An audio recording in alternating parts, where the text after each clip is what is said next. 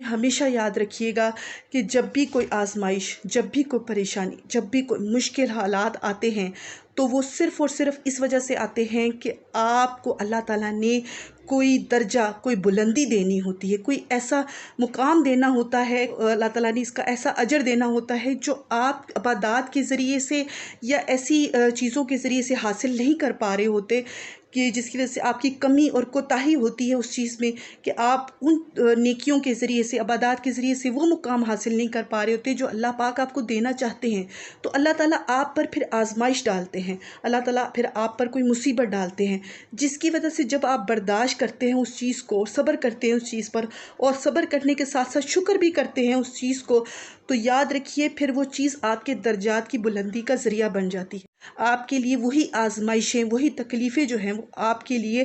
آپ کو وہ مقام و مرتبہ اللہ تعالیٰ آپ کو دے دیتا ہے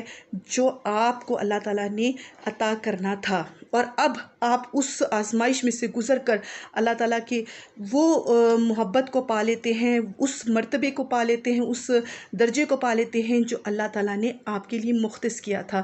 تو آپ کو ہر حال میں جو ہے اس چیز کا یقین رکھنا چاہیے، کوئی بھی آزمائش، کوئی بھی پریشانی، کوئی بھی تکلیف یوں ہی نہیں آ جاتی۔ اس سے آپ کو ملنے ہوتے ہیں بہت سارے فائدے، اس سے ملنے ہوتے ہیں آپ کو بہت سارے درجات، اس سے ملنے ہوتے ہیں آپ کو وہ فضیلتیں اور وہ انعام و اکرام